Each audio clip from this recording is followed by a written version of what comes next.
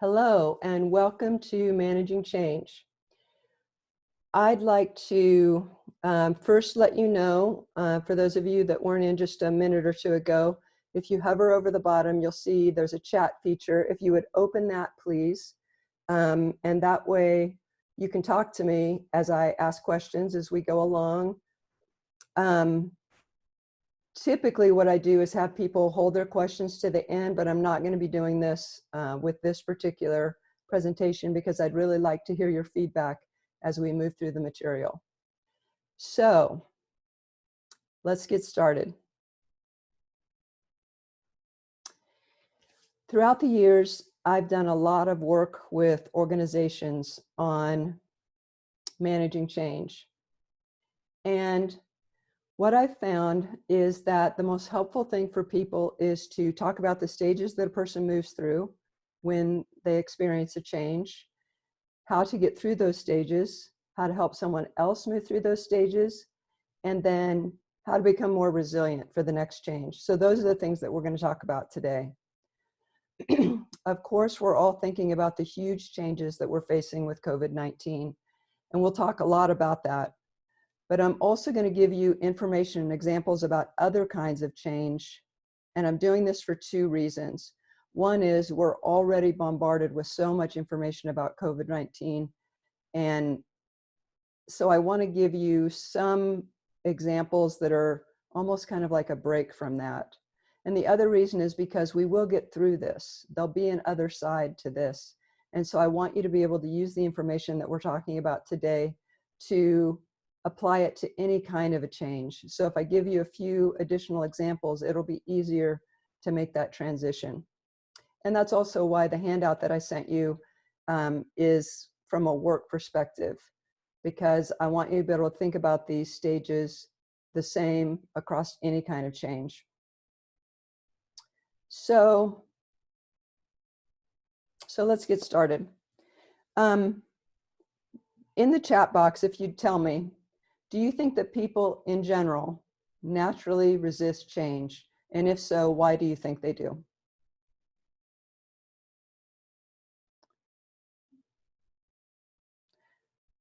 Okay. And okay, yes, because it's terrifying. Change causes discomfort. Yep.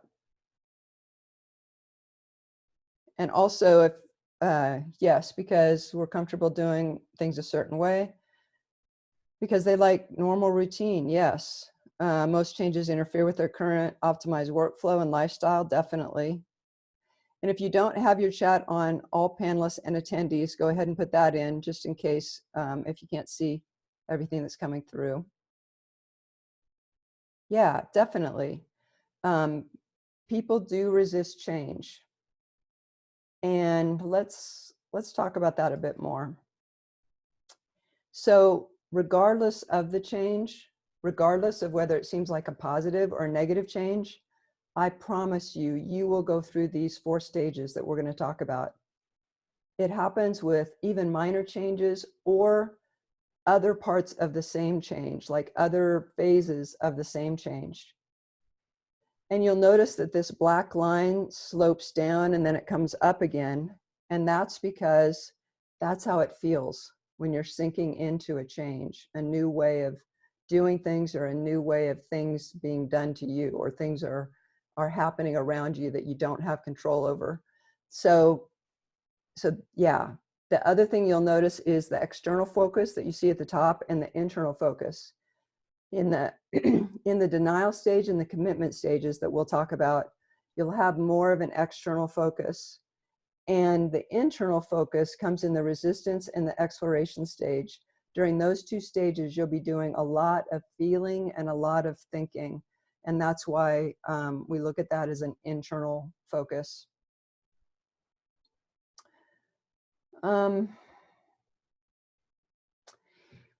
Let's look at it this way. Think of your life as a puzzle that creates a picture when all the pieces fit together. When a significant change occurs, it's like a big piece of the puzzle is taken out, and then everything else seems off. And you have to keep adjusting and readjusting until all of the pieces fit together again. Now, it won't be the same picture. It'll never be the same picture, but it will be a picture. And that picture is what happens when a person has moved through all 4 stages of change. So let's talk about the stages. The first reaction to a significant or unexpected change is shock, just a general refusal to recognize that information as having anything to do with that person. This is usually a good thing. We'll talk about situations where it might not be, but this is usually a good thing. It's a way of keeping us from being completely overwhelmed. We're wired this way for a reason. The denial phase allows us to move into change more slowly without being as overwhelmed, more gradually. And during the denial phase, you'll hear people say things like, this can't be happening, or this will blow over, or they can't be serious. It can't really be as bad as they're saying. In the cases of a diagnosis of a serious illness, you'll hear people say things like, they must have mixed up my results with another patient because I feel just fine. Or they might say, my disease will follow a different course. It won't be like the others. I'm going to be fine. So in the chat box, if you would, tell me, what are some things you've heard or thought or maybe said in the beginning of this current crisis?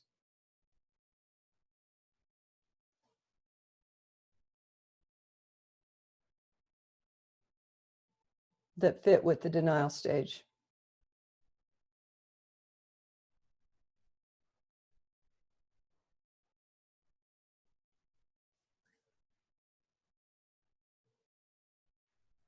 It won't be that bad. People are overreacting. This will blow over quickly. Yes. Things will go back to normal soon. Nothing's going to happen to me. This can't get that bad. Absolutely. It only negatively affects elderly and high-risk people.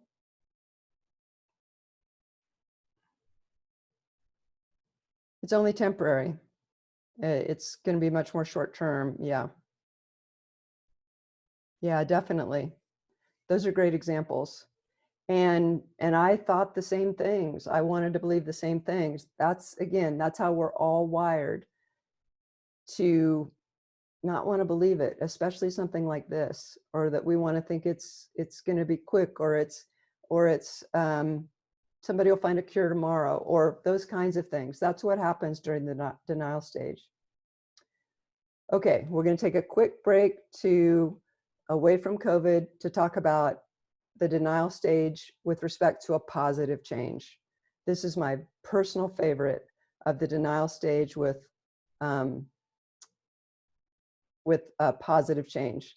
It's when a young couple finds out that they're going to have their first child, and they say things like, I mean, our lives won't change that much. It's a baby. It eats, it sleeps, you change its diaper. How hard can that be? And we'll still do all the same things we used to do. We'll just take the baby with us. For those of you who are parents, is that how it worked out for you? Just quickly, a few of you. What do you think? Is that how it was?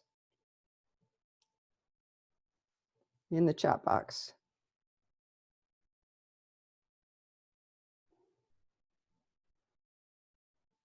Maybe it was for all of you. That's not how it worked out for me, but oh, not quite. Okay. Okay. Yeah. Yeah. I had 2 kids that didn't sleep. They still don't sleep. They're in their 20s and they still don't sleep. So for me, it wasn't. For most people, it's a little different than that, but I love it. I love hearing young couples talk about that.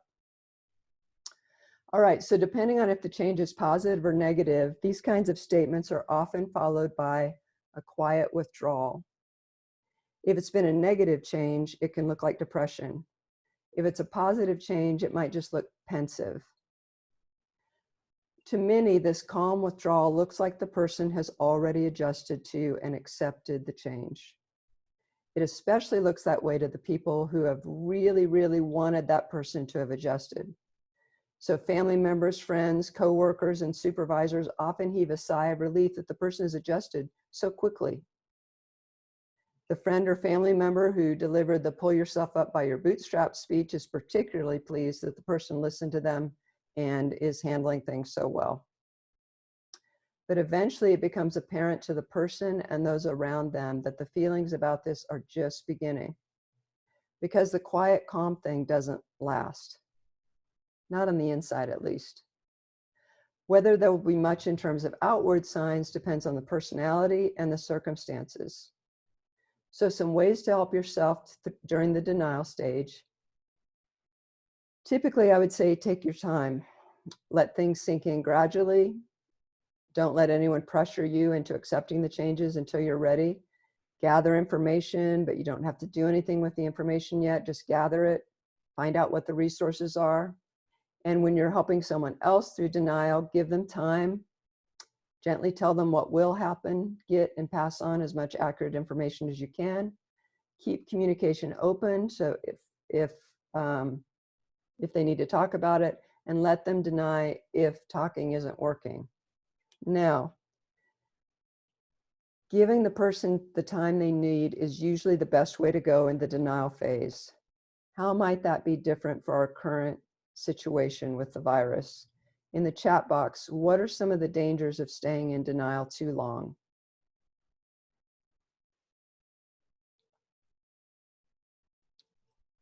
Not adapting, yeah. Risk health of you and everyone around you, absolutely. You can't react to the change, yeah. Some of the things that we'll be talking about later, it becomes very difficult to do them if you stay in denial. Puts others at risk, yeah.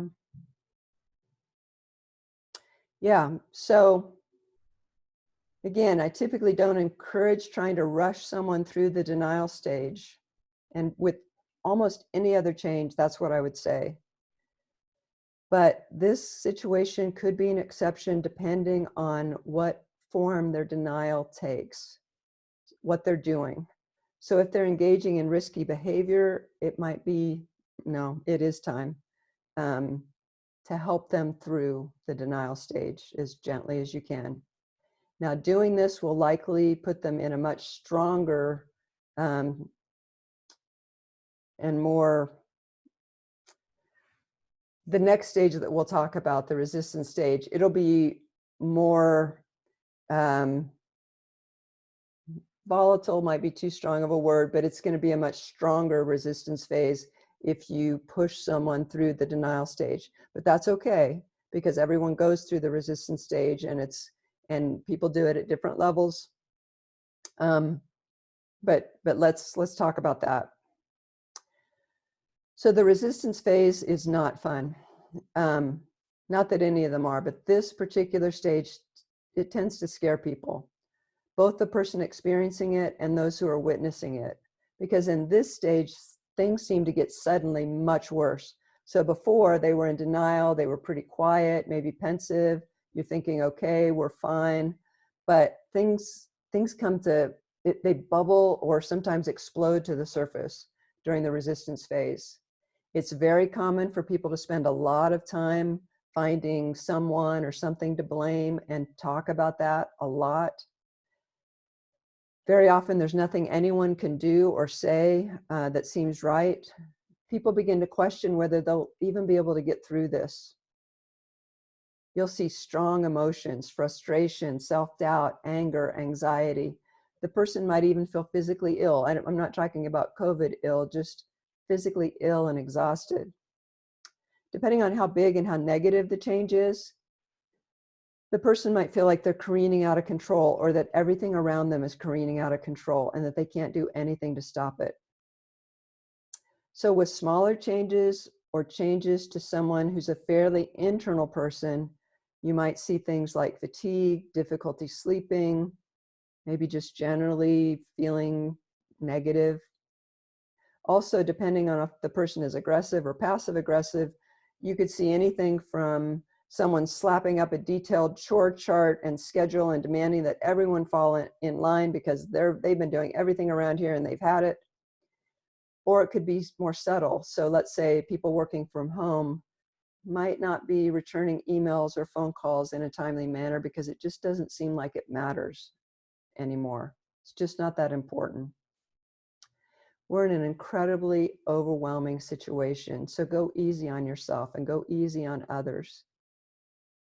You're not likely to have the focus that you normally do. Everything is turned upside down and we need time to adjust. There are no wrong emotions during the resistance phase. Some people will feel spaced out and fuzzy. Some will feel like laying on the couch is too much effort.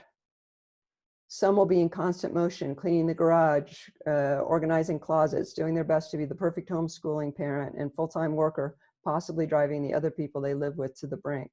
It'll look different for everybody, and we need to give each other some grace. Although it doesn't seem like it at the time, the resistance stage should be celebrated because it means that the person is making progress. They're not in denial anymore. It's very important not to try to squelch the resistance phase. Certainly, if people are being disrespectful, you can work with that, but the resistance phase itself, the outpouring of emotion, it's best not to squelch it, because if you do for yourself or for others, you'll be back. Because again, we're wired this way to go through these different stages.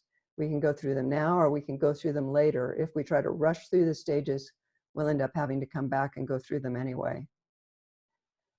Something else that I'd like to note is in this current crisis, most of us are going to be keeping at least one foot in this stage, in the resistance stage.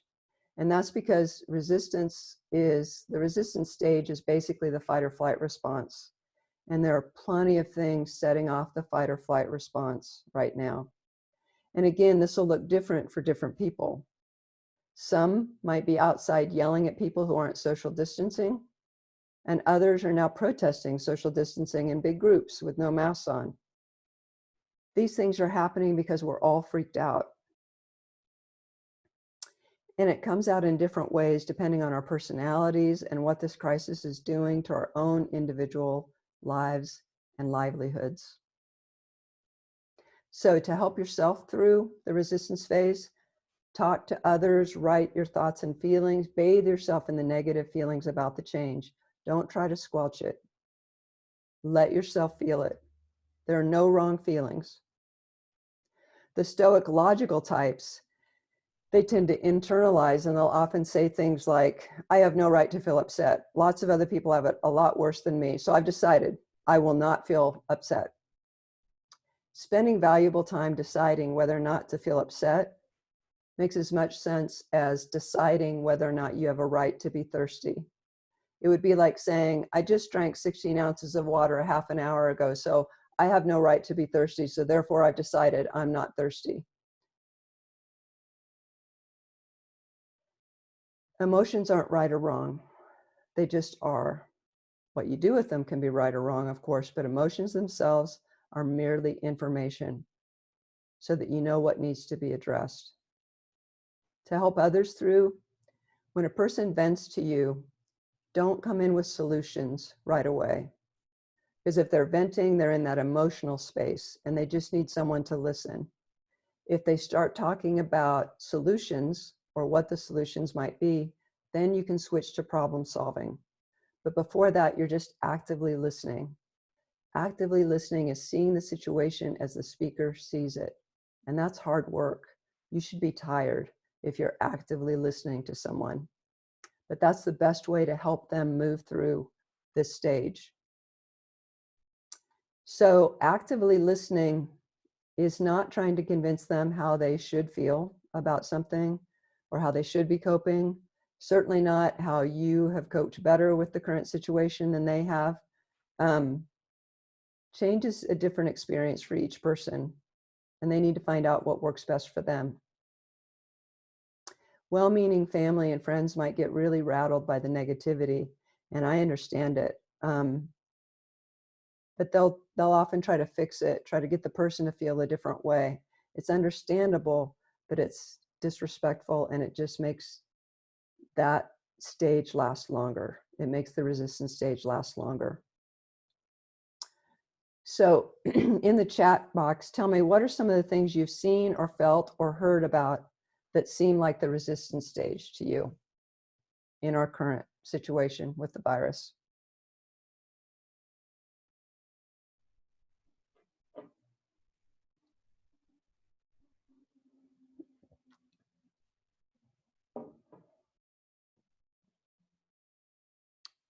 Not social distancing. Yeah, people still hanging out with friends. Sure. People ignoring social distancing. The guy at the grocery store that was coughing on things. Oh my. Yeah.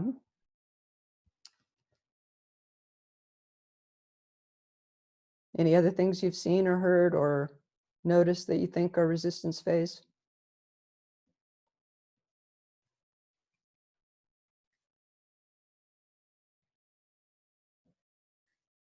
Okay.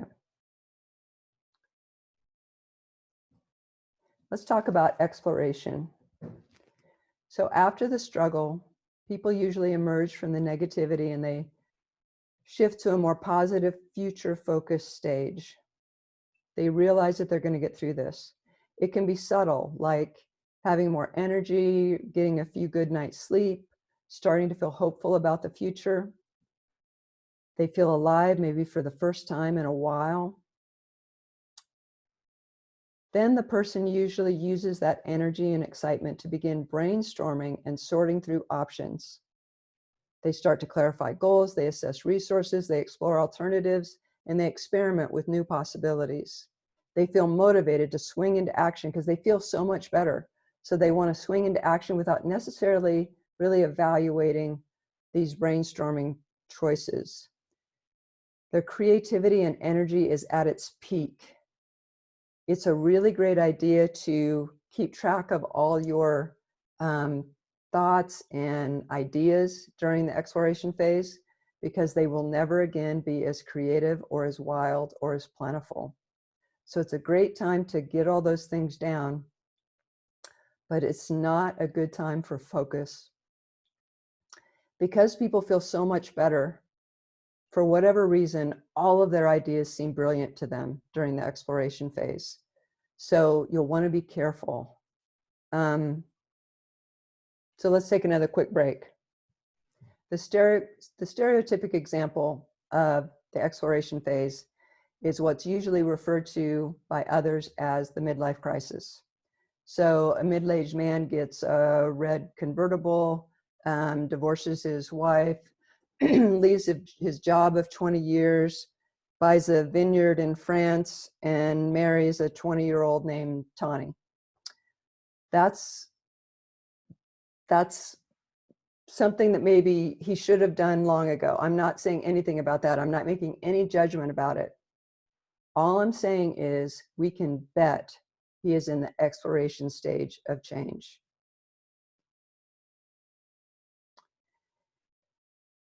Now, in our current situation, again, you and others are most likely to swing back and forth between exploration and resistance, with some stops back in denial, and then back into resistance, and then back into exploration. This is different than your typical change. Most changes have a beginning and an end. We hear about them, we know that we need to make certain adjustments, and we make those adjustments, and then things go on. This one is different because we don't know when it'll be over, and we don't know what'll happen by the time it's over. So we keep having different phases of the change because we hear something new and it puts us back into the resistance phase. And then we see something that we might want to do. Let's say people find out they love working at home and they find a job that's a remote work, and this is going to be perfect for them. So they're in exploration and maybe even commitment for that specific piece. But for the rest of it, the kinds of things they see on the news and the kinds of things that are happening to those around them, the resistance phase is going to be, we're all going to be spending time in the resistance phase until whenever this is done, whenever there's a vaccine or whatever the end of this looks like. So to help someone in the exploration phase, help them brainstorm ideas, help them keep a leash on the kind of wild ideas, because again, it'll seem brilliant to them. I'll give an example later on of someone in the exploration phase and some ideas that they had. But it's a good time to help them calmly evaluate options and try to keep them from setting long-term goals. And for yourself, just don't assume that all your ideas are brilliant. They're not, I promise you, and should not be immediately implemented. Set short-term goals rather than long-term goals, and don't make any big commitments during this time. Have you heard in the chat box, have you heard things that, that seem like the exploration phase to you with regard to the virus? Like, for example, I've talked to people who are thinking of starting a factory that makes toilet paper. And they think it's a great idea, and it might be short term, and it could be a long term good solution. But I mean, they're really excited about this idea. So yes. So anything that you can think of that might be exploration. Yeah, panic buying, absolutely. Which brings up the toilet paper thing again. Why do you think people are panic buying? Fear, yeah, and they want to have some control. Yes, they are doing something. And that's part of exploration, and it can be part of resistance too. Yeah, how do we adapt to business operation to continue saving the planet and climate after this? Yes, that's great exploration. Fear and the only type of control they have. Yes, we're seeing a lot of those kinds of things, and it's understandable, and it's also frustrating. And just seeing those kinds of things can set people into the resistance phase, you know, because they can't get whatever they came to the store to get. Okay, so now commitment, for the most part in our current circumstances, people will get to commitment in certain aspects of this change, but probably not others until all of this is over. It's because in the commitment stage, people have worked through their feelings, they've discovered new ways of doing things, they've adapted to the situation, they're ready to face a new day. This stage is where you hear people talk about the things they've learned from the change and that they never would have without the change. So for example, in this current change, I've heard a lot of people talk about all the new technology they learned to adapt their jobs to working from home, and how it became clear that that things that were keeping them busy out in the world, their maybe overscheduled lives, that just with what we've experienced so far, they can say, you know, 3/4 of that, those are things I don't ever want to do again. That they weren't things that really made me happy or made our family happy. We've reevaluated what's important to us, and we're now committed to this new way of being as an individual or a couple or a family or whatever it is. So I've seen commitment from people in those kinds of areas.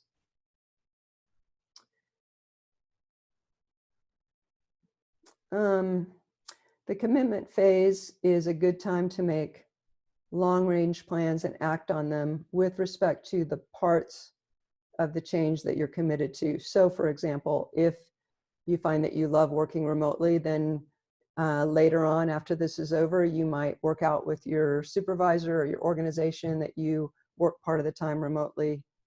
I mean, there's all kinds of things that you can look at for the specific things that you've committed to, that you've decided based on what's happened so far.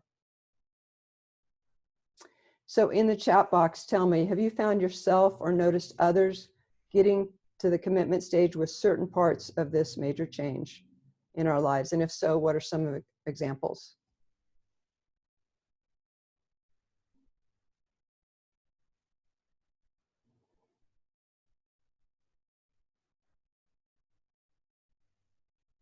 Setting up your home office in a more permanent way. Yeah.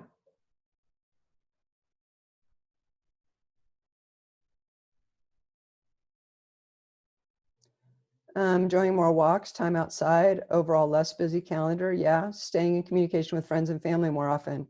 Yes. Video chat, important. Absolutely.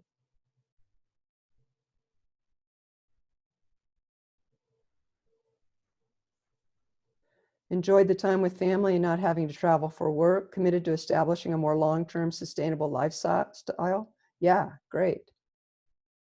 Yes, those are all excellent examples of being committed to part of this. Again, it doesn't mean that the overall change we're thinking, yeah, this is all great now, but specific parts of the change and specific things that have happened within us, we're committed to that part of the change and what we're going to change.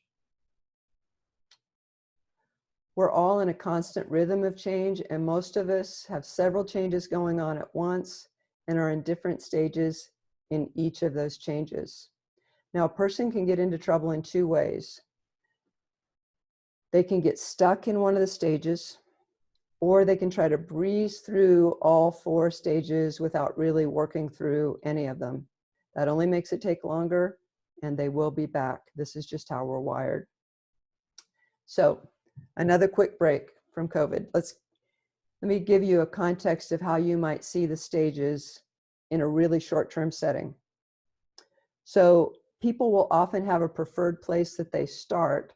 So someone might have a preferred place of denial. Someone might have a preferred place of exploration as a place they start when a change is, let's say, announced. So like in a staff meeting, I've seen this happen before. So I used to do organizational consulting. So within one staff meeting, to announce a huge merger, you'll often see 4 change stages within that same meeting.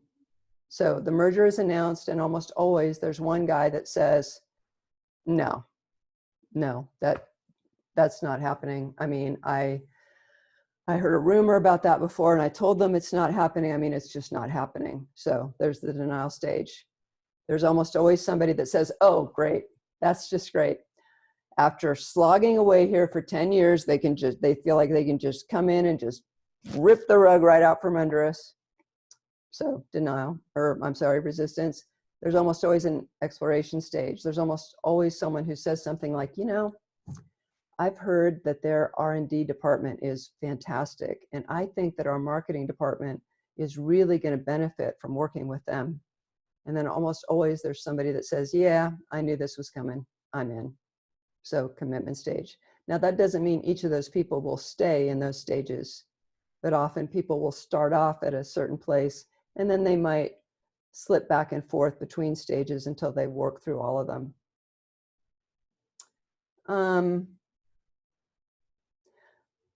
Now an example of all 4 stages for another quick break, happening within the same person in just a few minutes. So let's say a wife married 20 years has been looking forward to her 20th anniversary date with her husband for 2 months. They plan to go to the romantic restaurant where he proposed. They'll go dancing. They'll take a moonlight stroll on the beach. She's got the perfect killer dress for it, the perfect shoes. She's had the babysitter booked. And this was the only night the babysitter could babysit over a month period, and it happens to fall exactly on their anniversary. She can't believe her luck. Everything is going to be perfect. So that night, her husband comes home late from work. He says, honey, I've had a really rough day, and I know we had some, stuff planned, but I'd really rather just hit a drive-through and then maybe catch the new Venom sequel and just conk out. He walks into his workshop and closes the door behind him. So her first reaction, denial. What? No, he can't be serious. And then resistance. Well, that's just fine. I bear him 4 children. I put up with his moods, his snoring, his mother. I don't even want to get started on that. And this is the thanks I get. And then exploration. I can see that he really is tired, and I want to support his needs. And if I agree to this, he's going to owe me big. He may not realize that yet, but I could make him pay. I think something like this is worth him going with me to at least one romantic comedy and a slice of life movie, and probably a weekend away somewhere just for me, maybe a spa. And then the commitment, okay, I'm in. And then the last, I'll give you a work example of all 4 stages happening within the same person within 45 minutes. So I used to do contract work for an outplacement firm during 2008, 2009, 2010. So what would happen is I would go to these large corporations where they were laying people off, and they would take the person into the manager's office to tell them they're being laid off. And then they would take them to the HR office to go through the paperwork. And then they would bring them to my office to begin their job search. Okay, just very quickly in the chat, given what you know about the stages of change, do you think in 37 minutes they were ready to talk to me about their job search? What do you think? No, definitely not. No, no. No, because they have to move through the changes of state, the stages of change first, right? So this particular person, I will never forget him because I've never seen anything like this before or since. He was a senior engineer. He'd been there for 19 years. He came in and I saw all 4 stages in less than 45 minutes. So first of all, he didn't even sit down because he was in the denial stage, and he said, I don't want to waste your time. I know there's been a mistake. I told the manager, I told the HR, there's been some kind of mistake. I've always gotten perfect performance reviews. There's got to be some kind of a mistake. And then he moved into resistance. And I'm not going to tell you what he said during resistance. He was very specific about how he felt about his manager, the CEO, the company itself, basically everybody that worked there. So I actively listened while he went through the resistance phase. And then remember I said in the exploration phase, people will often come up with something really out there. Okay, this is the most out there I've ever heard in the exploration phase. So after he finished the resistance phase, he said, I wonder if there's much money in flower arranging. I don't know. Do you know anything about that? And I said, well, I don't. I mean, I had a pretty good idea. I said, I don't, but certainly, I mean, I have my computer here. We could look that up. We could, if you want to look at that as a possibility. And he said, well, my wife and I just really have landscaped our yard really beautifully. And I just love working with flowers. And I think that might make me happy to just do something like that. And I said, okay. And I opened my computer and he said, yeah, no, I'm over that. Yeah, I'm ready to start looking at jobs. Now, in his case, it doesn't mean he went through all 4 stages and he was done. We did end up, I worked with him over the next couple months, and he did go back to denial and through resistance and through all the stages again. But that's the only time I've seen someone go through those stages so beautifully in such a short amount of time. So before we move on to how to build resilience, does anyone have questions about anything we've talked about so far, about the stages or anything that has to do with that?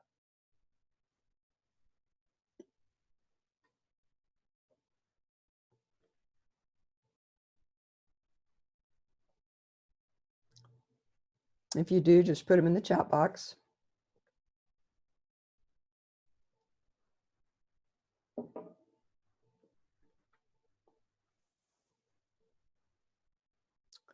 Okay, we'll also have time at the end if you have questions. So next, we're going to talk about resilience. Research has shown over and over again that the most important factor in handling change well is a person's level of resilience.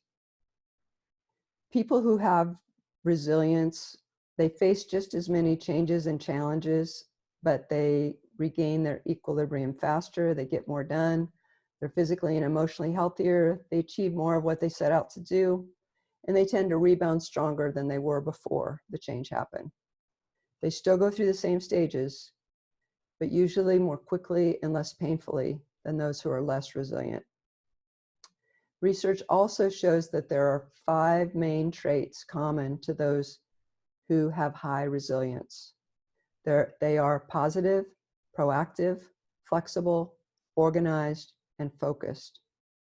We'll go through all 5, but we'll spend the most time on the 2 most important factors in determining someone's level of resilience, and those are positive and focused. Those who are positive see life as generally rewarding. They see change as a chance to grow and develop. They expect the future to contain lots of changes, and they work toward getting ready to face those changes. They tend to feel that hidden opportunities exist in nearly all changes, and even in seemingly really negative changes. And they believe that there's usually important lessons to be learned from these challenges.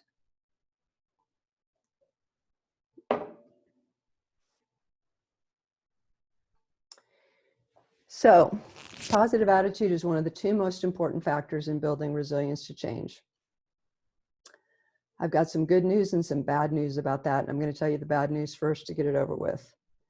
The bad news is that researchers have discovered that over 3/4 of what we think is negative, counterproductive, and works against us. But the good news is that changing that is within our control.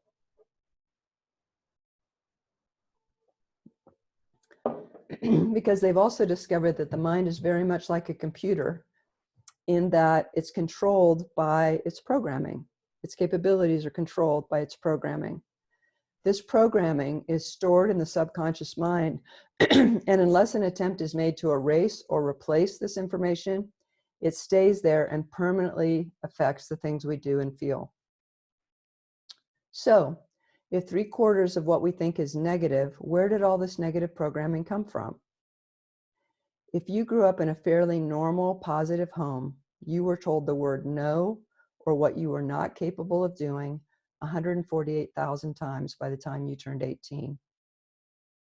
Over the years, nearly all of us internalize what others have told us and eventually take over telling ourselves what we can't do. It becomes part of our identity, like telling yourself, I don't handle change well, transition just isn't one of my strong areas, or I'm terrible with names, or I'm such a klutz, or I'm not a numbers person, or I get really nervous around people, I just freeze up. We believe and live out the picture of ourselves that we and others have created, because the subconscious mind takes whatever picture you've painted and goes about trying to complete the picture. Then it goes a step further and tries to make external reality conform to the internal reality that you've created, that internal picture that you've painted.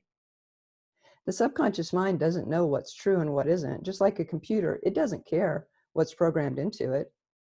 It's working right now, day and night, to make sure that you become the person that you and others have programmed you to be. So whether something that you tell yourself about yourself was initially true or not, it'll eventually become true. And I'm here to tell you, after working with people for 30 years, it's probably not true. Whatever those things are that you keep telling yourself, those negative things, probably not true. So the key thing to remember is that each time you think of something, you have a choice about what it is, or at least what you dwell on, and what you continue to tell yourself. You could even think of it as just changing the radio station. I had a person who had particularly loud negative self-talk. We talked about it as being his internal critic. And he pretended it was a radio station, KVOJ, so it was voice of judgment, KVOJ, all judgment, all the time, 24 hours, commercial free. And that helped him to identify that that's all it was. It was negative chatter in his head, and he could just change the station. So once you start focusing on the positive, the negative starts to slip away. You become what you think about. Absolutely, the most important communications you will ever make are the things you say to yourself.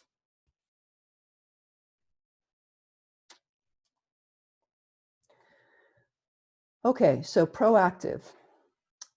The person who's proactive determines when change is inevitable and starts planning the necessary steps to deal with the change. The person draws important lessons from the change and the challenges that they can apply to other situations. So in our current situation, in the chat box, if you would tell me, what are some examples of being proactive? What kinds of things have you done or seen that represent being proactive in our current circumstances?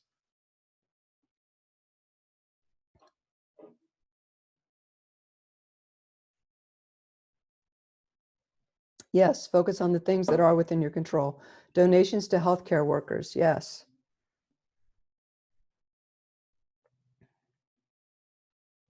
Thinking ahead, preparing for the fall semester. Homemade masks, yes, that's proactive. Reading about good news, yes, and that's hard to find, isn't it? Food donations to elderly neighbors, great.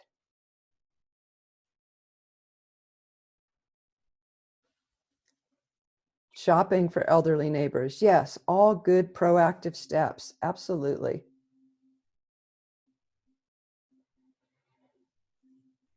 So they take purposeful action, like what you just talked about. They invest energy in solving problems that they can solve. They keep needless worrying to a minimum when possible. And I know it's difficult, but doing those proactive things, those things that we do have control over, can help tremendously in weathering this change. Flexible. So someone who has high resilience has a tolerance for the chaos of change. If one thing doesn't work, they can quickly try something else. People who are less resilient tend to try doing the same things over and over again, but with more gusto. They display patience, understanding, and humor when dealing with change. That's part of the flexibility. And organized. They can see an underlying theme in chaotic situations, even when under great stress. They can set, and when necessary, reset priorities during change. They can manage many different demands at the same time, such as continuing all aspects of their job, plus managing all the changes, maybe taking care of small children, homeschooling older children. Remaining organized in our current circumstances is a tall order. It's very difficult. So is being positive, really. We're more likely to see times of positivity and organization, and then times where there's less, and then times when there's more, and so on. And focused. Those who are resilient maintain a strong vision of what they want their life to be, no matter what else happens. This could be their philosophy about life. It could be their religious beliefs or a particular task they want to accomplish in their lifetime. It might be a set of beliefs in how they treat people. If you have a long-term goal that's very important to you, it's much easier to bounce back from even very disruptive changes and setbacks. I've heard several different variations of this Thomas Edison story, and again, quick break from COVID. My favorite is that he was being interviewed by a newspaper man about his embarrassing failures in trying to create a working light bulb. He asked Edison what it was like to work so hard for so long and with absolutely no results. And Edison said, "Why, man, I've had plenty of results. I now know several thousand things that don't work." And a week or two later, he created the first working light bulb. So if you haven't thought about your long-term goals, a good way to do that is the banquet exercise. So imagine that you're in a banquet hall filled with people. It's toward the end of your life, and you're up on stage with several people who have known you best in each aspect of your life. So there might be someone from your family, from the community, from work, from church. You get to pick who the people are, the people who knew you best in each of the different parts of your life. In a bit, each person is going to walk up to the microphone The crowd's going to hush. And each of these people is going to tell that crowd what you were like in that aspect of your life, what you stood for, what kind of person you were in each of these different areas. What do you want them to say? The answers to that would be things you want to write down, because those are a great basis for your long-term goals for your life.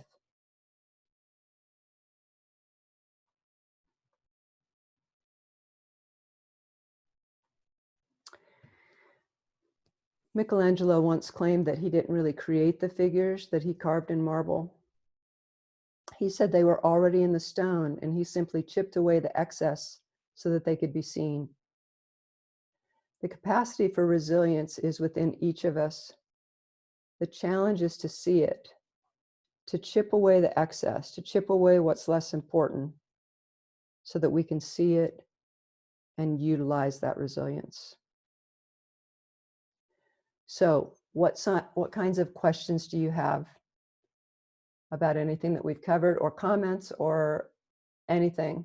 I set aside some extra time in case people had additional questions, but we don't necessarily need to use all of the time.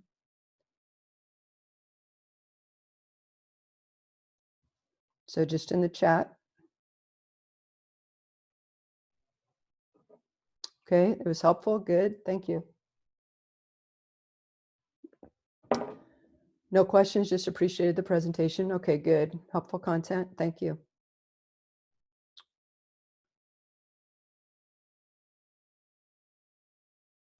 Okay. All right, if any of you have questions or need help with anything during this time, if you are job searching or anything that has to do with weathering the change, you're welcome to get in touch with me. And okay, the 5 stages of building resilience. Yes, let's just go back to, so it's positive, proactive, flexible, organized, focused. And also, if any of you would like a copy of the slides, I'm happy to send those out too. You all have Dakota's information, so you could just let her know if you need those. Okay, and someone is job searching, so absolutely, give me a call. Or I guess in this case, email me or let Dakota know, and we can get that set up. Any advice for how to help friends that have been more affected by change during this time? All the things that we talked about in terms of helping others, a big part of it will be actively listening and doing anything that is within your control to help. There's not a lot else that can be done other than everything that you can do to listen and to help with things that you can. Most difficult changes seem to be the ones that are forced, flippant, or unnecessary. How would you recommend accepting those changes? You know, those can be different because, so let's say there's a big change in a place where you're working and you don't see it as positive, maybe no one sees it as positive, and it doesn't look like it's going to go that direction. Sometimes it's a matter of self-selecting out of situations where things aren't, where the change doesn't seem like it has any good basis. So, and we can talk more about that offline if you want, if I knew more about what the change was. Let's see, it looks like I missed.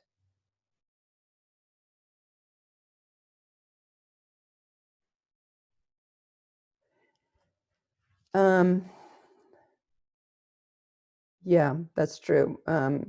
Dakota's saying our next webinar is specific to job search during the pandemic, so we can also talk about that. And in terms of recommending the changes, I want to just go back up to that one, when the changes seem forced or flippant or unnecessary. Um, allow yourself to feel all the feelings about it so that you can get through the resistance phase and into the exploration phase. And if you can't, if you're stuck in that stage, either self-select out of the situation or get help from someone else to help you move through that stage into exploration and commitment. Okay, is there anything else?